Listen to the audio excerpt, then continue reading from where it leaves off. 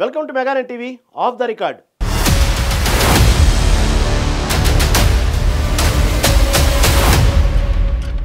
రాజకీయం అనేది చదరంగం లాంటిది. ఇక్కడ ఎత్తులకు పై ఎత్తులు ఉండాలి, లేదంటే బలికాక తప్పదు. ప్రస్తుతం ఆ ఎమ్మెల్యే విషయంలో కూడా అలాంటి రాజకీయ చదరంగమే నడుస్తుంది. కేవలం 45 రోజుల ముందు నియోజకవర్గానికి వచ్చాడు, ఎలా గెలుస్తాడో చూస్తామన్నారు. కుట్రలు పన్నారు, కిందకు లాగాలని చూశారు, ఆర్థికంగా భారం పెట్టారు.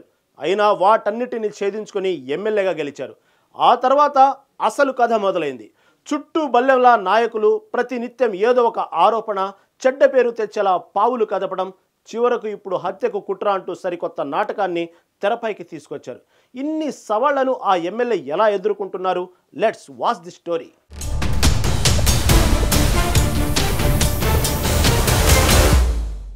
రాజకీయాలలో పదవి వచ్చే వరకు ఒక పోరాటం చేయాల్సి ఉంటుంది. కానీ పదవి వచ్చిన తర్వాత కూడా అంతకు మించిన తెలివితో వ్యవహరించాల్సి ఉంటుంది. లేదంటే పక్కనున్న వారే వెన్నుపోటు పొడుస్తారు, కిందలాగి చోద్యం చూస్తారు. ప్రస్తుతం అనంతపురం అర్బన్ నియోజకవర్గ ఎమ్మెల్యే దగ్గుబాటి ప్రసాద్ విషయంలో ఇదే జరుగుతోంది. సరిగ్గా ఏడాది క్రితం వరకు దగ్గుబాటి అంటే ఎవరో అనంతపురం అర్బన్ నియోజకవర్గంలో చాలా మందికి తెలియదు. రాప్తాడు మండలం బండమీదపల్లికి చెందిన దగ్గుబాటి గతంలో ఎంపీపీగా పనిచేశారు. 5 ఏళ్ల పాటు రాజకీయాల్లో యాక్టివ్గా లేకుండా పోయారు. హైదరాబాద్లో బిజినెస్లు చూసుకుంటున్న 2024 ఎన్నికలకు ముందు అనంతపురం రాజకీయాల్లోకి ఎంట్రీ ఇచ్చారు. ఇక్కడ టికెట్ కోసం ఎంతో మంది ఉద్దండులు పోటీపడినా చివరకు ఆయన టికెట్ సాధించుకున్నారు.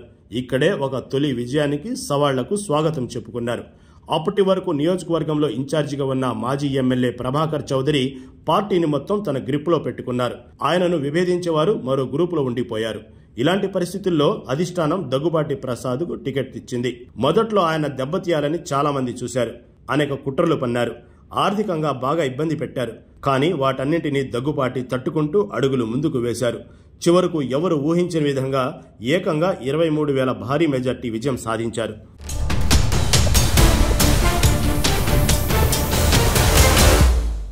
వైసీపీలో అనంత వెంకటరామిరెడ్డి లాంటి సీనియర్ నాయకుడిని ఓడించడం అంటే తేలికైన విషయం కాదు. కానీ దగ్గుపాటి ఈ స్థాయిలో విజయం సాధిస్తారని ఎవరు ఊహించలేకపోయారు. ఎమ్మెల్యేగా టికెట్ తెచ్చుకొని మొదటిగా సక్సెస్ చూడగా ఎన్నికల్లో గెలిచి రెండోసారి సక్సెస్ అయ్యారు.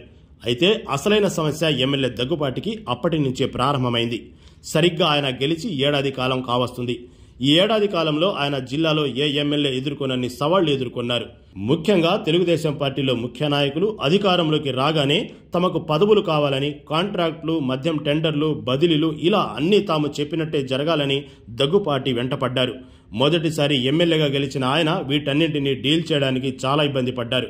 అయినప్పటికీ ఎవరికి చెప్పేది వారికి చెబుతూ తన పని తాను చేసుకుంటూ వెళ్లారు. ఈ క్రమంలో పదవులు రానివారు, మద్యం టెండర్లు దక్కనివారు, అలాగే బదిలీలు, కాంట్రాక్టులు, రియల్ ఎస్టేట్లో తాము అనుకున్నది జరగని వారు దగ్గుపాటికి దూరం అవుతూ వచ్చారు. ఇష్టానుసారంగా మేము చెప్పినట్టే జరగాలన్న ఒత్తిళ్లను దగ్గుపాటి ఏమాత్రం లెక్క చేయలేదు. దీంతో క్రమంగా ఆయన వెంట ఎన్నికల ముందు నడిచిన నాయకులంతా దూరం అవుతూ వచ్చారు.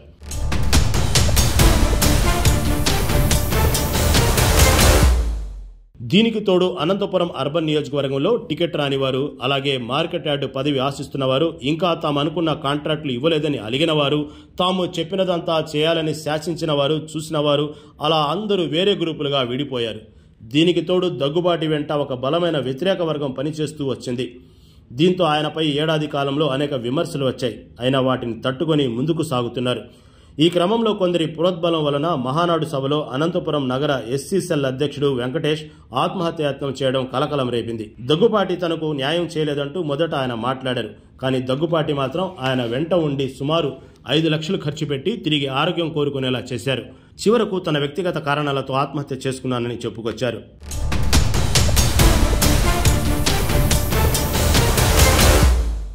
తాజాగా తెలుగుదేశం పార్టీలో కీలకంగా ఉన్న సుధాకర్ నాయుడుపై మర్డర్ స్కెచ్ వేశారని, ఆయనను చంపేందుకు రెక్కి కూడా నిర్వహించారన్న ఆరోపణలు రాష్ట్రంలో కలకలం రేపాయి. దీనిపై జిల్లా ఎస్పీ కూడా విచారణ చేపట్టి సుధాకర్ నాయుడు స్టేట్మెంట్ రికార్డు చేశారు. దీంతో అధిష్టానం కూడా దీనిపై ఫోకస్ చేసింది. రాయలసీమ కోఆర్డినేటర్ కోవెలమూడి నాని ఇటు దగ్గుపాటి, అటు సుధాకర్ నాయుడుతో సంప్రదింపులు చేశారు. జరిగిన విషయాన్ని తెలుసుకున్నారు. సుధాకర్ నాయుడు ఆరోపిస్తున్నది ఏంటంటే ఎమ్మెల్యే దగ్గుపాటికి సంబంధించిన ముఖ్య అనుచరుడు గంగారం, ఆయన సమీప బంధువు తనను తనను హత్య చేసేందుకు కుట్ర పన్నారని చెప్పుకొచ్చారు. దీనిపై పూర్తి స్థాయిలో పోలీసులు కూడా దర్యాప్తు చేస్తున్నారు. కానీ ఎమ్మెల్యే దగ్గుబాటి దీనిపై పూర్తి స్థాయిలో క్లారిటీ ఇచ్చారు. సుధాకర్ నాయుడుతో తనకు ఎలాంటి విభేదాలు లేవని, ఆయన గన్ లైసెన్స్ ఇప్పించాలని కోరానని, ఇది జరగకపోవడం వలన ఇలా మాట్లాడి ఉండవచ్చని దగ్గుబాటి అన్నారు.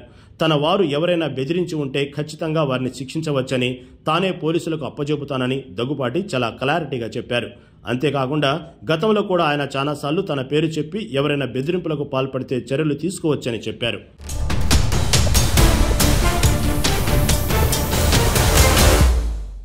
దగ్గుబాటి ఎమ్మెల్యే అయ్యాక అనంతపురం అర్బన్ నియోజకవర్గానికి సుమారు 60 కోట్ల రూపాయల నిధులు తీసుకొచ్చారు. అండర్ గ్రౌండ్ డ్రైనేజీతో పాటు డంపింగ్ యార్డ్ తరలింపు వంటి కార్యక్రమాలకు సంబంధించి కీలక అడుగులు ముందుకు పడుతున్నాయి. అలాగే నడిమి ఒక ప్రొటెక్షన్ వాల్ నిర్మాణానికి కూడా అడుగులు పడుతున్నాయి. అది కూడా త్వరలోనే వచ్చే అవకాశం ఉంది. రోడ్లు, డ్రైనేజీల నిర్మాణం వేగంగా సాగుతుంది. మున్సిపాలిటీలో గతంలో ఉన్న పాలనా పరిస్థితి పూర్తిగా మారింది. దీనికి తోడు మీ ఇంటికి మీ ఎమ్మెల్యే అంటూ ఆయన రాష్ట్రంలో ఏ ఎమ్మెల్యే చేయని విధంగా ప్రజల దగ్గరకు వెళ్తున్నారు. వారంలో 2-3 రోజుల పాటు ఈ కార్యక్రమాన్ని నిర్వహిస్తున్నారు. ఉదయాన్నే జనం వద్దకు వెళ్లి నేరుగా సమస్యలు తెలుసుకుంటున్నారు. తొలిసారి ఎమ్మెల్యేగా గెలిచినప్పటికీ ఆయన ఇలాంటి కార్యక్రమాలు చేస్తుంటే రాజకీయంగా మాత్రం ఆయన్ని ఇబ్బంది పెట్టేందుకు నలుదిక్కులా ప్రయత్నాలు జరుగుతున్నాయి. దీనిపై అధిష్టానం ఎప్పటికప్పుడు ఆయన సమాచారం ఇస్తున్నప్పటికీ ప్రత్యర్థులు రాజకీయంగా ఉద్దండులు కావడంతో ఎమ్మెల్యే దగ్గుబాటి వివాదాల్లో ఇరుక్కుంటున్నారు. ప్రస్తుతం ఎమ్మెల్యే దగ్గుబాటి చుట్టూ ఒక పద్మ వ్యూహాన్ని కనిపిస్తుంది. అయితే దీని నుంచి ఆయన ఎలా బయటపడతారన్నది రానున్న రోజుల్లో చూడాలి.